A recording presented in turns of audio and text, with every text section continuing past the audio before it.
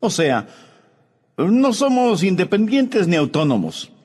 No vivimos y morimos solos ni por nosotros mismos. Pues si vivimos, para el Señor vivimos. Y si morimos, para el Señor morimos. Así pues, sea que vivamos o que muramos, del Señor somos. Porque Cristo para esto murió y resucitó y volvió a vivir, para ser Señor así de los muertos como de los que viven. Pero tú, ¿por qué juzgas a tu hermano? O tú también, ¿por qué menosprecias a tu hermano? Porque todos compareceremos ante el tribunal de Cristo, porque escrito está: vivo yo, dice el Señor, que ante mí se doblará toda rodilla y toda lengua confesará a Dios, de manera que cada uno de nosotros dará a Dios cuenta de sí. ¿Cuál es el trasfondo de todo esto? En la iglesia de Roma, los creyentes habían comenzado a juzgarse unos a otros, criticándose mutuamente sobre diferentes cosas y diferentes opiniones acerca de dietas, días especiales y determinadas formas de comportamiento. Lo que el apóstol dice en este capítulo es: dejen de estar criticándose y juzgándose unos a otros. Recuerden a quién pertenecen. Pertenecen a Jesús. Él es el Señor. La peor cosa que puede pasar en cualquier iglesia es que los creyentes dejen de mirar a Jesús y comiencen a mirarse unos a otros, no para edificarse mutuamente, sino para criticarse mutuamente. Sea que vivamos o sea que muramos, somos del Señor Jesucristo, quien murió y resucitó, y por lo tanto, Él es el Señor. Ahora, ¿qué significa la palabra Señor? Significa uno que tiene poder y autoridad absolutos. Alguien que es el propietario, el dueño de todo. Ese es el Señor Jesucristo. Y muchos que se llaman cristianos no entienden esto. Cuando tuve el honor de predicar en Rumania, estuve viajando con el hermano pastor José Son, quien había sido golpeado y torturado durante la dictadura de Ceausescu por su fe en Jesús. Incluso había recibido amenazas de muerte. Pero él fue un líder en el gran avivamiento que hubo en Rumania. Él me había invitado para que predicara en una campaña evangelística. Él y yo viajábamos en su pequeño automóvil, y en el curso de nuestra conversación le pregunté: hermano José, ¿cuál es su concepto del cristianismo en Norteamérica? Y él me contestó: hermano Adrián, prefiero no decirlo. Pero yo insistí sobre el asunto y él me dijo: hermano Adrián, en Norteamérica la palabra clave es compromiso. Yo le interrumpí para decir: pero eso es algo bueno, ¿no le parece? Él se quedó en silencio por unos segundos y luego me respondió: no particularmente. No creo que es bueno. De hecho, si usted usara la palabra compromiso y yo tendría que traducirla a nuestro idioma, no tenemos ninguna palabra que ni siquiera se le parezca. La palabra compromiso en realidad no comenzó a ser usada en los Estados Unidos sino a partir de los años 60. Oh, sí, siempre estuvo en el diccionario, pero era escasamente utilizada. Pero en la actualidad, más y más en las iglesias norteamericanas, se usa y se escucha la palabra compromiso. Y he estado pensando sobre este asunto. Cuando una nueva palabra aparece, generalmente desplaza una palabra antigua. ¿A qué palabra antigua está reemplazando la palabra compromiso? Leyendo la Biblia, he descubierto que la palabra compromiso ahora se la usa en vez de entrega, rendición. Y yo le pregunté: hermano José, ¿cuál es la diferencia entre compromiso y rendición? Y él, sonriendo, me contestó: cuando usted hace un compromiso, usted está en control. Pero cuando se rinde, usted pierde ese control. Por ejemplo, usted puede comprometerse a ganar almas, porque usted decide hacerlo. Usted se compromete a estudiar la Biblia, o a diezmar, o a cualquier otra cosa. Usted puede decir: he decidido hacer esto o aquello. Ahora, suponga que un ladrón se le acerca, le apunta con un revólver y le dice: arriba las manos. Le puedo asegurar que usted levantará las manos, que es señal de rendición. A los norteamericanos les gusta estar en control, pero la palabra valiosa es rendición. rendición a Jesús, porque Él es el Señor. Hermano Adrián, nosotros no estamos comprometidos con nadie ni con nada. Nosotros estamos rendidos al Señor. Qué extraordinaria lección me dio mi hermano, el pastor rumano José Tson. Estuve leyendo acerca de la batalla naval cuando Lord Nelson, comandante de la flota británica, derrotó a la flota francesa. El almirante francés subió a bordo del buque de Lord Nelson para rendirse. Llevaba su espada colgada a un costado y se acercó a Lord Nelson con una sonrisa y extendió su mano. Lord Nelson, imperturbable, le dijo: almirante, su espada primero. Verá, antes de aceptar al Señor Jesús, tenemos que rendir nuestra espada, por así decirlo. Tenemos que renunciar a nuestra autosuficiencia. Tenemos que rendirnos al señorío de Cristo porque Él es el Señor. Esto es lo que nos enseña el verso 9 de Romanos 14. Porque Cristo para esto murió y resucitó y volvió a vivir, para ser Señor así de los muertos como de los que viven. La verdad fundamental en el Nuevo Testamento es que Jesús es el Señor. Y este conocimiento es fundamental para ejercitar la autoridad del reino.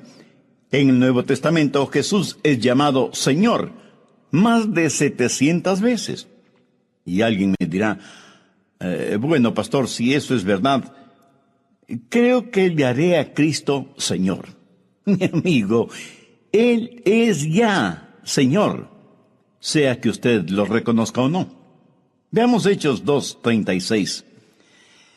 Sepa pues ciertísimamente toda la casa de Israel que a este Jesús a quien vosotros crucificasteis, Dios le ha hecho Señor y Cristo. ¿Lo ve? Él ya es Señor. La única decisión que usted tiene que hacer es, primero, reconocer ese señorío y segundo, rendirse a Él. ¿Me permite hacerle unas preguntas? Bien, muchas gracias. ¿Cree usted que Jesucristo es el Señor?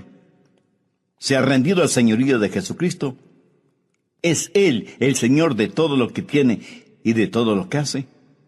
¿Controla Él sus pensamientos, su lengua, su temperamento, su tiempo, su testimonio? Mi amigo, deseo que pensemos en algunas cosas muy importantes. Primero, el reclamo redentor de su señorío. ¿Cómo es que Jesús dice ser el Señor? Porque Él murió por nosotros. Así lo declara el verso 9, porque Cristo para esto murió y resucitó y volvió a vivir para ser Señor así de los muertos como de los que viven. Jesús murió por nosotros para redimirnos. Él nos ha comprado con su sangre preciosa. Ya no nos pertenecemos a nosotros mismos. Pablo en 1 Corintios 6:19 dice, ¿o ignoráis que vuestro cuerpo es templo del Espíritu Santo, el cual está en vosotros, el cual tenéis de Dios, y que no sois vuestros? Y no faltará quien esté pensando, pastor, yo me pertenezco a mí mismo. Eso no es cierto. Si usted es un creyente, usted pertenece a Cristo. Cuando acepté la dádiva del perdón de Dios, aprendí acerca de Jesús en la Biblia, y eso fue maravilloso para mí. Y al comenzar a vivir la vida cristiana, veía lo que Jesús hacía en la vida de otras personas y vi al Jesús histórico en acción, y eso me sorprendía más. Luego comencé a estudiar más y más y a aprender acerca del Jesús en el cielo, gobernando y reinando sobre su trono, y eso fue realmente algo estupendo. Pero la más extraordinaria verdad que he descubierto es que Cristo en mí es la esperanza de gloria. Y porque Él vive en mí por medio de su Santo Espíritu, soy su posesión y tengo la autoridad de mi Rey. En la actualidad hay cualquier cantidad de pseudo-cristianos que, aunque están en las iglesias, nunca han nacido de nuevo, y que aunque se bautizan, en realidad no son salvos. Cuando usted entrega su corazón al Señor Jesucristo, esa es la última legítima e independiente decisión que usted toma. Porque de ahí en adelante usted pertenece a Cristo, ya no se pertenece a usted mismo. Jesús sabe cómo administrar su vida mejor de lo que usted sabe. ¿Sabe por qué? Jesús quiere ser el Señor de su vida. Porque solo Él puede hacer de usted la persona que debe ser. Y lo que usted mismo desearía ser si solo pudiera mirar con los ojos de Cristo. Y siendo que Él hizo una gran inversión en usted al morir en la cruz, Él quiere que usted valga la pena como inversión. ¿Alguna vez ha hecho una gran inversión en algo? Si lo ha hecho, estoy seguro que se habrá preocupado y habrá cuidado de esa inversión para optimizar su uso. La inversión de Jesús en usted es una bendición porque significa que Él estará cuidándole, protegiéndole. Por favor, busque Efesios 1, los versos 13 y 14. En Él también vosotros, habiendo oído la palabra de verdad, el evangelio de nuestra salvación, y habiendo creído en Él, fuisteis sellados con el Espíritu Santo de la promesa, que es las arras de nuestra herencia, hasta la redención de la posesión adquirida. Ahora, ¿qué significa todo esto? Bueno, usted y yo somos una posesión comprada, y cuando Dios nos salvó, puso una marca en nosotros. Esa marca es el Espíritu Santo. Después de que creímos, fuimos sellados en Él, sellados como un documento legal. En tiempos antiguos, los reyes tenían un anillo de diseño personal, y para sellar un decreto o cualquier otro documento oficial, ponían un poco de cera derretida en el documento y el rey lo sellaba con su anillo. Y Pablo aquí en Efesios nos dice que somos una posesión comprada y que Dios ha puesto su sello sobre nosotros. Ese sello significa, primero, que hay una transacción legal, y segundo, que hay una transferencia de propiedad, y tercero, que hay seguridad. En el capítulo 8, verso 8 del libro de Esther leemos: y selladlo con el anillo del rey, porque un edicto que se escribe en nombre del rey y se sella con el anillo del rey no puede ser revocado. El sello del rey está sobre nosotros. Somos su posesión en forma legal, legítima. Satanás ha sido derrotado y nosotros hemos sido sellados con el Espíritu Santo de la promesa. ¿No cree usted que eso es una extraordinaria bendición? Por supuesto que sí. Ahora escúcheme atentamente. Usted no tiene ningún derecho a llamarse un creyente cristiano si Jesucristo no es el Señor de su vida. ¿Por qué? Porque usted es salvo al creer que Jesucristo es su Salvador y Señor, y al rendirse a su señorío. Mire lo que dice Romanos 10, los versos 9 y 10, que si confesares con tu boca que Jesús es el Señor, y creyeres en tu corazón que Dios le levantó de los muertos, serás salvo, porque con el corazón se cree para justicia, pero con la boca se confiesa para salvación. Cuando Pablo escribió la carta a los romanos, a los primeros cristianos, el decir Jesús es el Señor podía significar la muerte. ¿Por qué? Porque el César era más que un emperador, se creía Dios. La gente del Imperio Romano tenía que decir el César es Dios. Podían decir que Zeus era Dios o que Afrodita era una diosa, pero también tenían que decir que el César era Dios. Tenían que poner al César en unión de otros dioses, pero los creyentes cristianos no decían eso. De hecho, les decían a los cristianos, ¿quieren vivir tranquilos en el Imperio Romano? Entonces tienen que decir lo que todos dicen, Kaiser Kyrios. Y los cristianos respondían, no podemos decir eso, pero sí podemos decir Christos Kyrios. Y los cristianos eran encarcelados, atormentados, quemados en estacas, entregados a fieras salvajes en las arenas del circo romano para que fueran destrozados por su firme convicción al decir Christos Kyrios. Y ellos pudieron haberse salvado si adulaban un poco al emperador y decían, sí, Jesucristo es el Señor, pero el César también lo es. Mi amigo no es Cristo y alguien más o algo más. Solo Jesús es el Señor. Esa fue la confesión fundamental de la iglesia primitiva. Hoy se habla de recibir a Cristo como Salvador. La Biblia dice, cree en el Señor Jesucristo y serás salvo. Y algunos me preguntarán, Pastor, ¿cuál es la diferencia? Permítame ilustrar este punto con algo muy personal. Cuando Joyce y yo nos casamos, ese día fue un día maravilloso. Ahora suponga que al celebrar la ceremonia, cuando el pastor que nos casó me preguntó, Adrián, ¿aceptas a Joyce como tu legítima esposa? Yo hubiera respondido, bueno, la tomo solo para los quehaceres domésticos. Si esa hubiera sido mi respuesta, le aseguro que Joyce no se hubiera casado conmigo. Yo la acepté como mi legítima esposa y desde entonces estoy tratando de entenderla. No, en serio. Cuando me casé, yo me entregué a ella totalmente, así como ella se entregó a mí. Debo confesar que yo no entendía todo lo que significaba el matrimonio y también debo confesar que aún sigo aprendiendo. Ahora, cuando le entregué mi corazón a Jesús, yo no sabía o entendía todo lo que significaba la vida cristiana, pero me entregué completamente a Cristo, y Él es mi Señor. ¿No cree usted que la salvación es como ir a una cafetería en donde usted dice, quiero un poco de salvación en Cristo, pero nada del señorío de Cristo? No, mi amigo. O Jesucristo es su Señor, o no podrá ser su Salvador. Usted no puede dar lo que Él da, a menos que le acepte como lo que Él es, y Él es el Señor. Usted no puede tener a Jesús como su Señor y rechazarlo como Salvador o viceversa. Ambas realidades son inseparables, aunque debo admitir que muchos dicen que Jesús es su Salvador, pero por la manera en que viven, es evidente que no es el Señor de sus vidas. Repasemos muy brevemente lo del programa anterior al hablar del señorío de Cristo. En Hechos 2:36 leemos, a este Jesús a quien vosotros crucificasteis, Dios le ha hecho Señor y Cristo. Y comenzamos a ver algunos puntos importantes. Primero, el reclamo redentor de su señorío. ¿Cómo es que Jesús dice ser el Señor?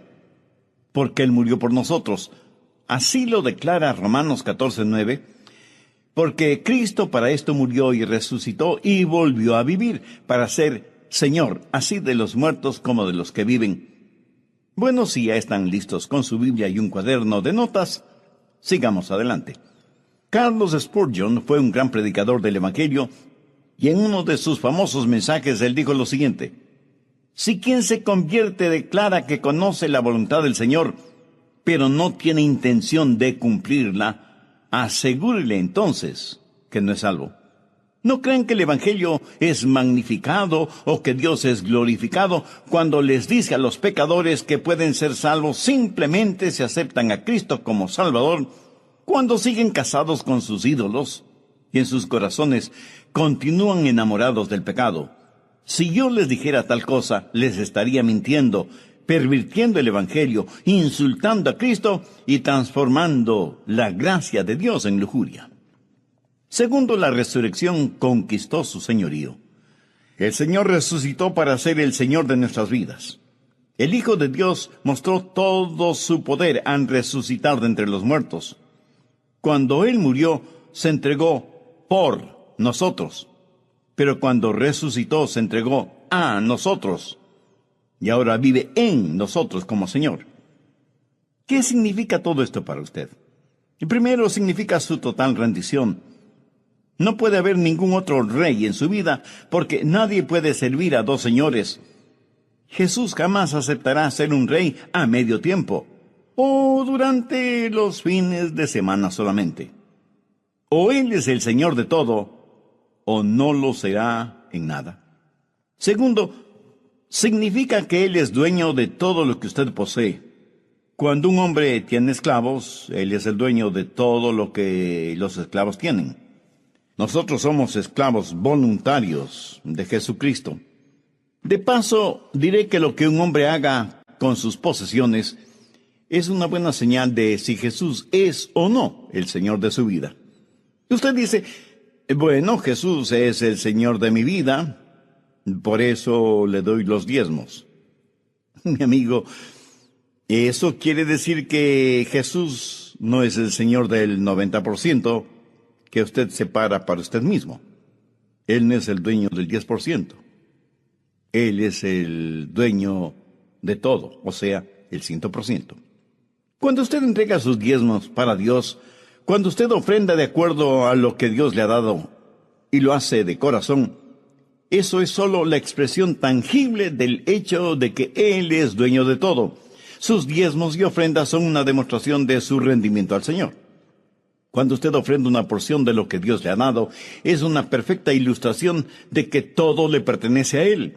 Es una demostración de total rendición y obediencia al Señor.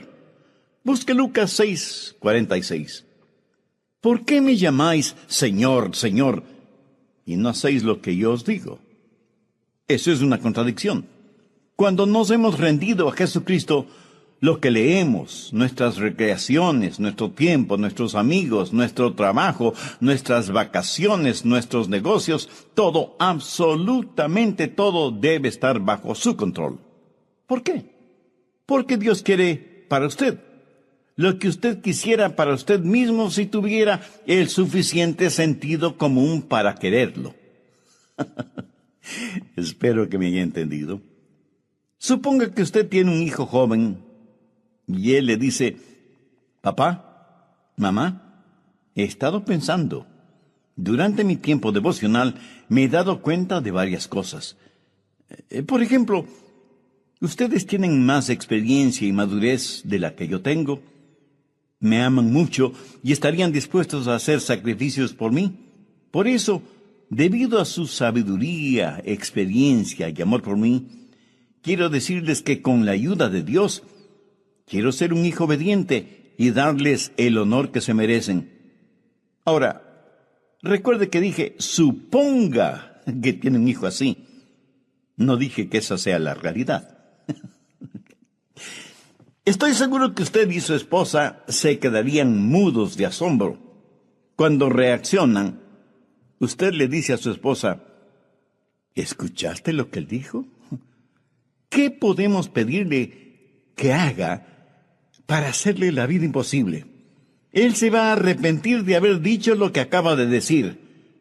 Mi amigo, ¿piensa que los padres reaccionarían de esa manera? No. Si ustedes son padres creyentes, darían gracias a Dios por haber obrado de esa manera en el corazón de su hijo o de su hija. Y seguirán amando a ese hijo o hija a quienes de todas maneras amaba a pesar de sus desobediencias. ¿No es cierto? Anote al margen el Salmo 103:13. Como el Padre se compadece de los hijos, se compadece Jehová de los que le temen. Tercero, debe haber la confesión real de su señorío. Romanos 14:11. Porque escrito está: vivo yo, dice el Señor, que ante mí se doblará toda rodilla y toda lengua confesará a Dios. ¿Sabía que si no reconocemos el señorío de Cristo aquí en la tierra, tendremos que hacerlo en el otro mundo? Anote Filipenses 2, los versos del 9 al 11. Por lo cual también lo exaltó hasta lo sumo, y le dio un nombre que es sobre todo nombre, para que en el nombre de Jesús se doble toda rodilla de los que están en los cielos y en la tierra y debajo de la tierra, y toda lengua confiese que Jesucristo es el Señor, para gloria de Dios el Padre. Es un hecho histórico futuro que toda criatura creada confesará a Cristo como Señor. Y aún los no salvados lo harán. Los santos de todos los tiempos se arrodillarán delante de Jesucristo. Noé, Moisés, Abraham, Isaac, Jacobo, Isaías, Ezequiel y Daniel se unirán al coro y cantarán: Jesús es el Señor. Todos los reyes y potentados que han existido y existirán doblarán sus rodillas diciendo: Jesús es el Señor. Un día el mismísimo Satanás finalmente agachará la cabeza y declarará: Jesús es el Señor. Pero no tenemos que esperar a morir para proclamar que Jesús es el Señor. Solo suponga que tengan que hacerme una operación, y el cirujano me dice: Adrián, vamos a tener que extirpar tu lengua. Si tienes algo que decir, dilo ahora. Solo tienes fuerza para decir 3 o 4 palabras. ¿Sabe lo que yo diría? Jesús es el Señor. Esa sería mi confesión final. Jesús es el Señor. ¿Sabe lo que hace esa confesión? No solo que sella mi salvación, sino que conquista a Satanás. Satanás no quiere que usted reconozca el señorío de Cristo. ¿Por qué? Busque Apocalipsis 12:11. Y ellos le han vencido por medio de la sangre del Cordero y de la palabra del testimonio de ellos, y menospreciaron sus vidas hasta la muerte. ¿Cuál es la palabra de nuestro testimonio? Jesús es el Señor. Confiesa el señorío de Cristo abierta y públicamente. Allá por el año 1972, conocí a John Bramlett, quien fue un extraordinario atleta, pero era conocido más por su estilo de vida impío y lujurioso, y era temible dentro y fuera del campo de juego. Hasta que un día conoció a Jesús. Fue redimido, salvado, transformado. Fue hecho una nueva criatura. Lo conocí una tarde en una de las puertas del estadio antes de un partido de fútbol norteamericano colegial. Le apodaban el Toro Bramlett. Estando conversando con él, 4 o 5 de sus amigos y miembros del equipo de fútbol se acercaron a nosotros. Tenían botellas de whisky en sus manos, o sea que traían al demonio en forma líquida. Y le dijeron a John: ven a tomar unos tragos con nosotros. Mi amigo, nunca voy a olvidar ese día. John se dirigió hacia ellos y les dijo en voz alta: amigos, les he contado lo que Jesús ha hecho por mí. Y comenzó a darles su testimonio sin avergonzarse de ser un creyente en Jesucristo. Yo creo que el demonio huyó de allí a toda velocidad. ¿Lo ve? Satanás derrotado debido a un testimonio claro y contundente de que Jesús es el Señor. La confesión y la conquista van de la mano. Por eso cuando Satanás se hace presente en su vida para tratar de hacerle caer, sencillamente dígale: yo pertenezco a Cristo. Él es mío. Y por eso Jesús es el Señor de mi vida. Cuarto, consuela y confirma a los santos. Cuando usted tiene como práctica el confesar el señorío de Cristo, eso hará que su fe crezca. La confesión fortalece su fe, y su fe fortalecerá su confesión, y usted consigue este beneficio recíproco. Y mientras más afirmamos estas verdades a otros, más firmes y fuertes se vuelven en nosotros mismos. Y no solo que su fe crecerá, sino que su amor por Jesús también crecerá. Cuando usted desarrolle el hábito de dar testimonio público de Jesús, descubrirá que las cosas de este mundo van perdiendo su influencia en usted. Y ni siquiera tiene que preocuparse por dejar sus amistades mundanas. Ellas le dejarán a usted. Y ese es un problema menos por resolver, ¿no le parece? Confiese al Señor Jesucristo en tiempos de gozo, porque Él es la fuente de nuestro gozo. Y en tiempos de tristeza, recuerde que nada llega a usted que Jesús no haya experimentado. Cuando un ser amado muere, recuerde que Jesús es el Señor de vivos y muertos. Y cuando alguien le da a usted honor o tiene éxito en algo, o le premian o condecoran por algo, tome esa corona de su cabeza y póngala en la cabeza de Jesús diciendo: Jesús es el Señor. O cuando tenga que tomar una decisión y no sabe qué hacer, pregúntese: ¿qué es lo que Dios quisiera que yo haga en este asunto? Pero lo que haga debe traer honor y gloria a Dios, porque solo Él es digno de esa honra y gloria. Quinto, convence a los pecadores. ¿Sabe cuál es el problema con muchos de nosotros hoy en día? Que decimos: como no soy un osado ganador de almas, voy a vivir mi vida cristiana de tal manera para que los demás la vean y viéndola quieran ser creyentes. Escúcheme, ellos no se salvarán viendo su vida, se salvarán por la muerte de Cristo. Y a menos que usted les diga las buenas nuevas del Evangelio, ellos nunca se salvarán. De hecho, si ellos observan su vida y no entienden por qué usted vive ese estilo de vida, usted estará recibiendo alabanza bajo un falso pretexto. En otras palabras, estará robando el honor y la gloria que solo le pertenecen a Dios. Pero cuando usted les dice, Jesús es el Señor y es Él quien me ha transformado, el secreto de mi vida cambiada es que ahora Cristo vive en mí, solo así podrá convencer a los demás. Sexto, controla el servicio. Muchos de nosotros enfrentamos decisiones, pero cuando Jesucristo es su Señor, muchas de esas decisiones se reducen drásticamente. Y alguien me preguntará, Pastor, ¿qué quiere decir con eso? Bueno, válida inquietud. Permítame explicárselo. Cuando viajo solo y tengo que quedarme en algún hotel, no tengo que estar pensando si veré o no veré en la televisión algún canal pornográfico o alguna película prohibida. ¿Por qué? Pues porque Jesús es mi Señor. Y si hay algo en esa habitación que no me pertenece, no tengo que pensar si me lo llevo o no, porque Jesús es mi Señor. Cuando usted ha tomado ya una decisión grande, Jesús es el Señor, no tiene que preocuparse por las decisiones pequeñas. El mejor consejo que alguien puede dar a otra persona es lo que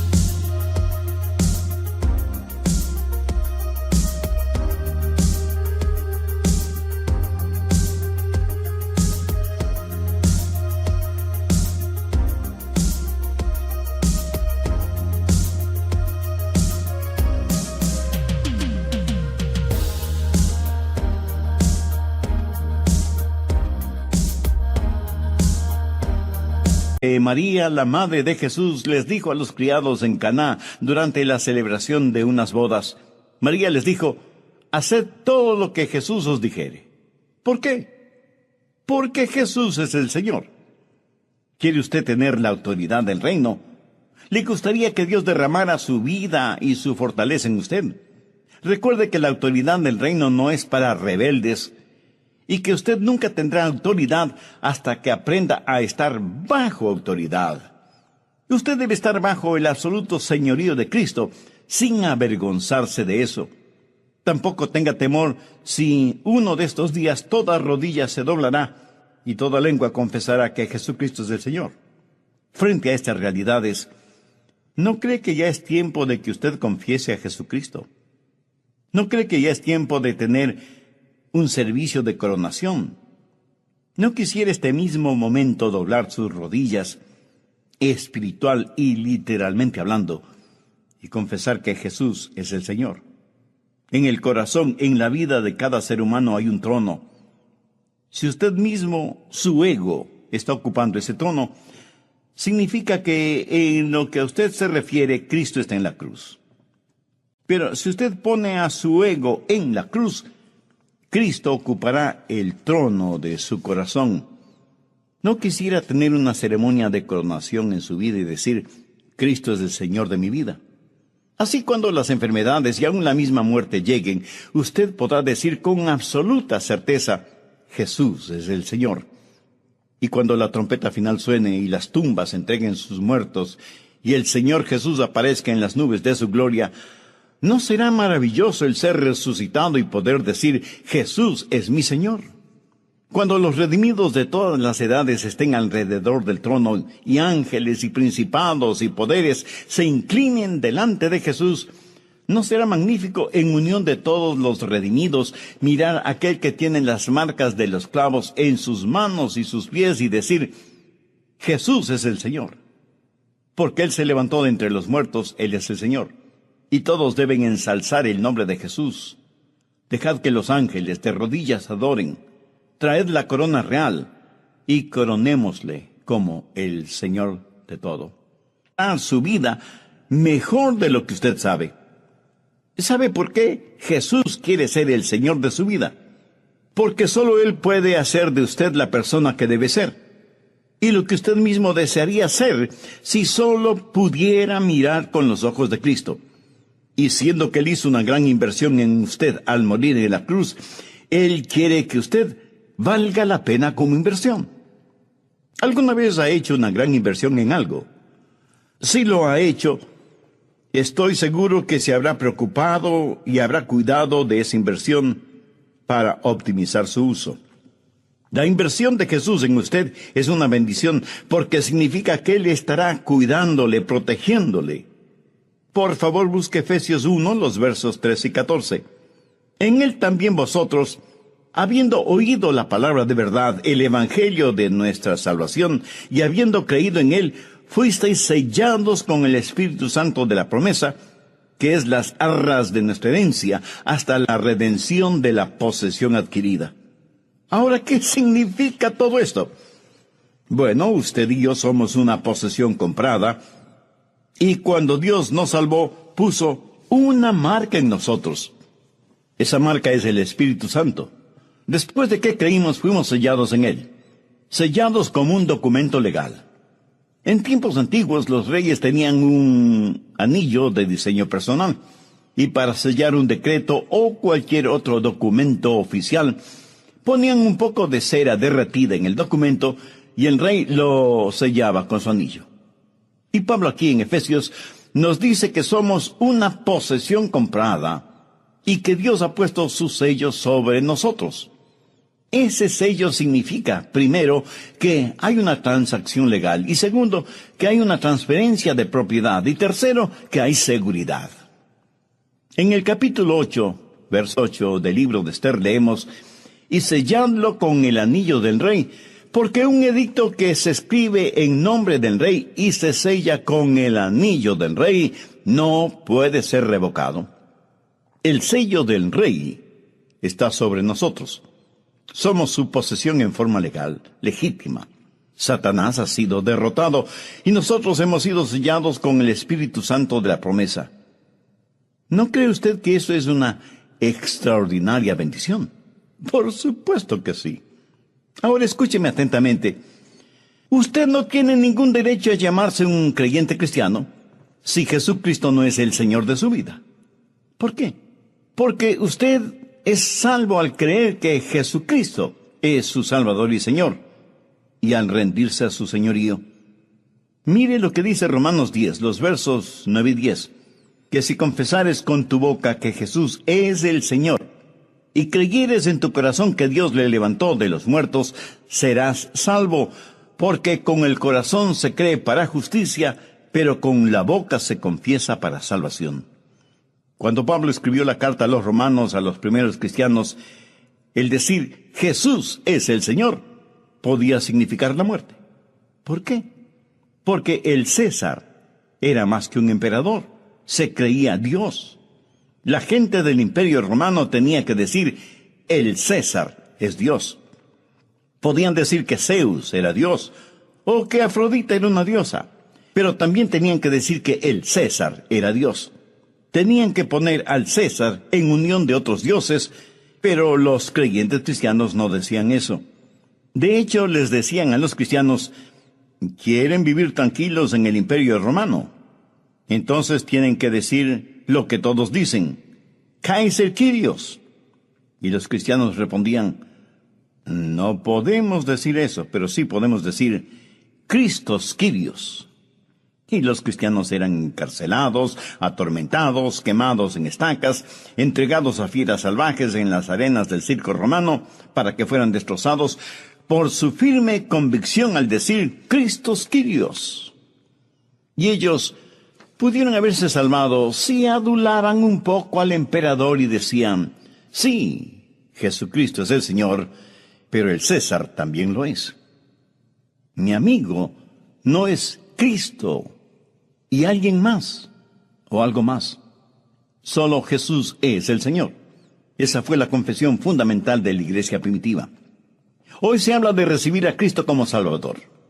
La Biblia dice, cree en el Señor Jesucristo y serás salvo. Y algunos me preguntarán, Pastor, ¿cuál es la diferencia? Permítame ilustrar este punto con algo muy personal. Cuando Joyce y yo nos casamos, ese día fue un día maravilloso.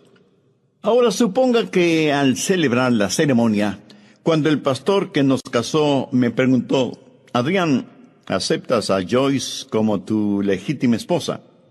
Yo hubiera respondido, bueno, la tomo solo para los quehaceres domésticos.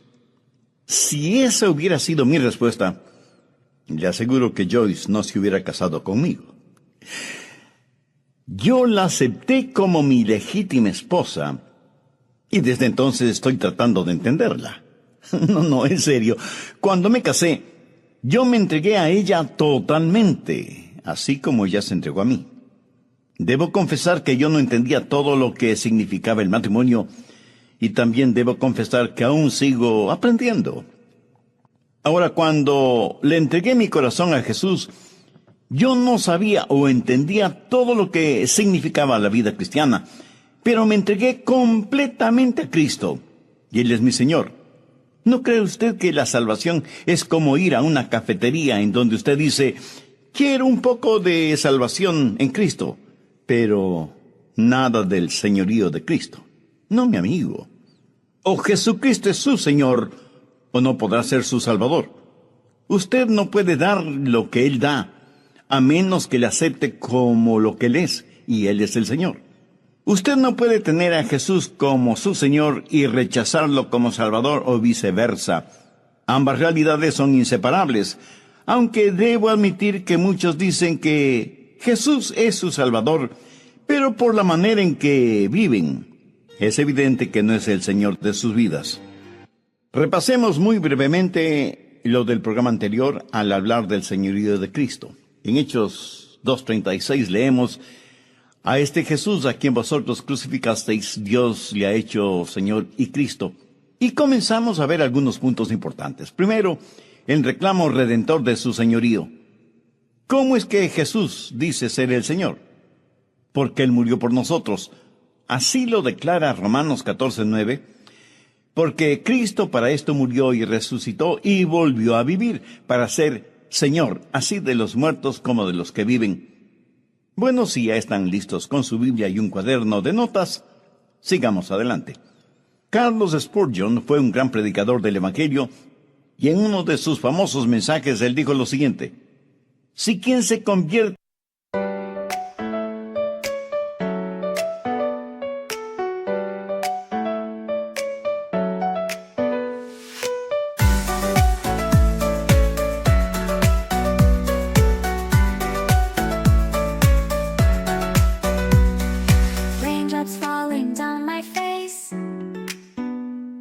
like tiny tears in a happy chase, hopping through the puddle sea, colors dancing wild and free. Skies are gray but I don't mind, cool raindrops on my skin I find, kicking off my Saturday, watch the clouds just drift away. Rainbow in the rain, what a sight, colors shining oh so bright, dancing in the streets so bright, everything will be alright.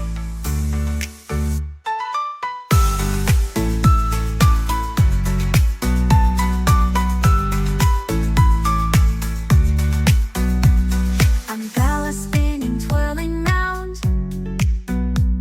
a colorful halo on the ground, music playing on the sand, skipping beats, the heart will sway, feel the world come out to play. Lightning cracks but don't you fear, magic shines when skies are clear, raindrops whisper secrets true, a hidden beauty shines right through. Rainbow in the rain,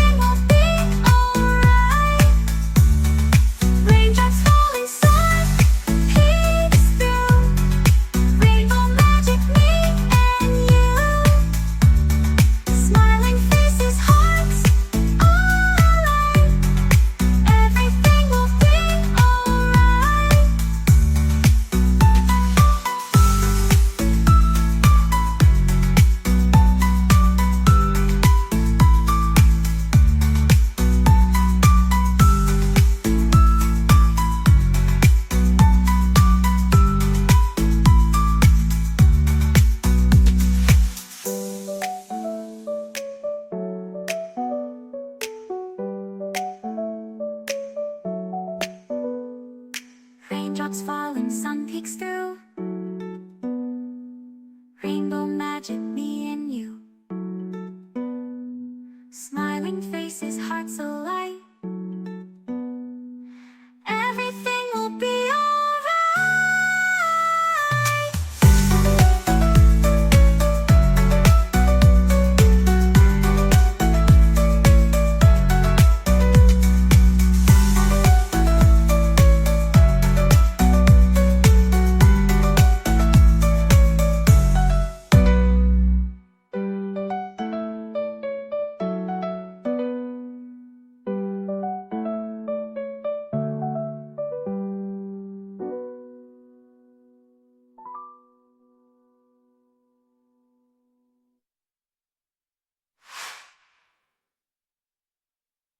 Te declara que conoce la voluntad del Señor, pero no tiene intención de cumplirla, asegúrele entonces que no es salvo.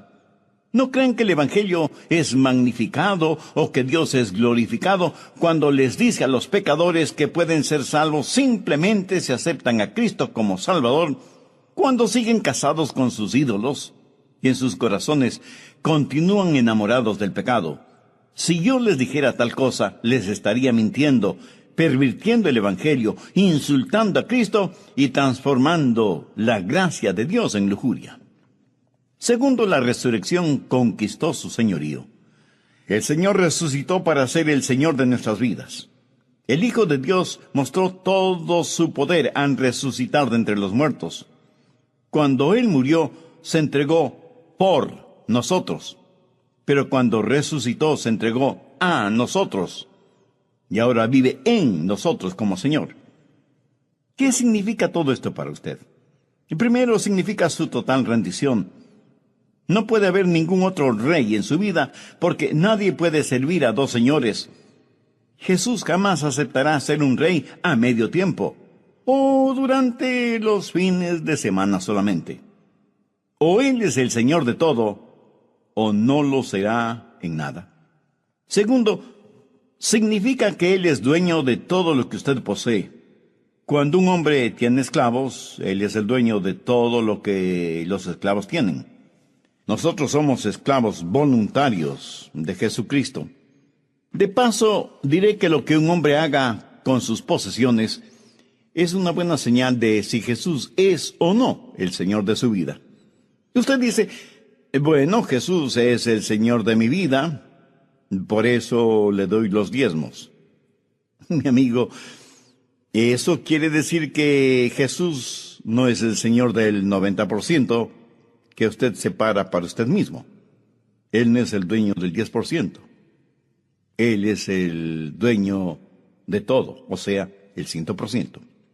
Cuando usted entrega sus diezmos para Dios, cuando usted ofrenda de acuerdo a lo que Dios le ha dado y lo hace de corazón, eso es solo la expresión tangible del hecho de que Él es dueño de todo. Sus diezmos y ofrendas son una demostración de su rendimiento al Señor. Cuando usted ofrenda una porción de lo que Dios le ha dado, es una perfecta ilustración de que todo le pertenece a Él. Es una demostración de total rendición y obediencia al Señor. Busque Lucas 6:46. ¿Por qué me llamáis Señor, Señor, y no hacéis lo que yo os digo? Eso es una contradicción. Cuando nos hemos rendido a Jesucristo, lo que leemos, nuestras recreaciones, nuestro tiempo, nuestros amigos, nuestro trabajo, nuestras vacaciones, nuestros negocios, todo, absolutamente todo debe estar bajo su control. ¿Por qué? Porque Dios quiere para usted lo que usted quisiera para usted mismo si tuviera el suficiente sentido común para quererlo. Espero que me haya entendido.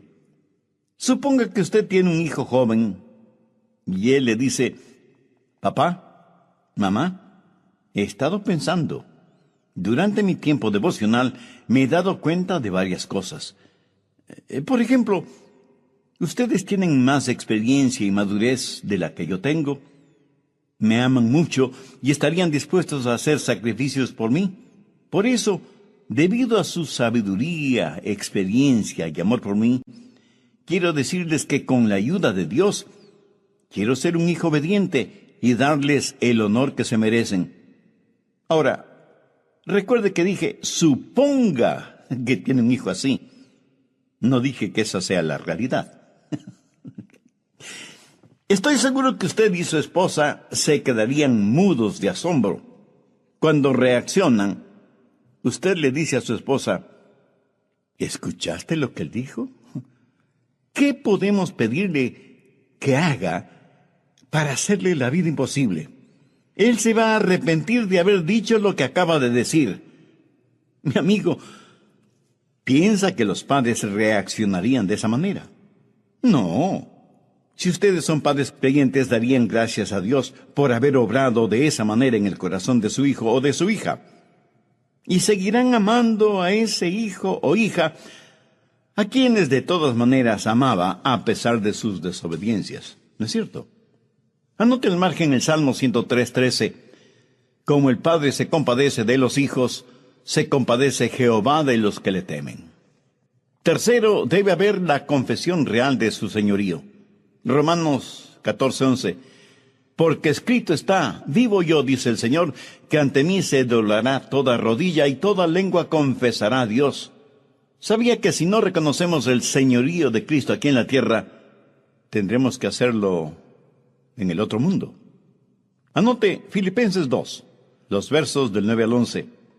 Por lo cual también lo exaltó hasta lo sumo, y le dio un nombre que es sobre todo nombre, para que en el nombre de Jesús se doble toda rodilla de los que están en los cielos y en la tierra y debajo de la tierra, y toda lengua confiese que Jesucristo es el Señor, para gloria de Dios el Padre.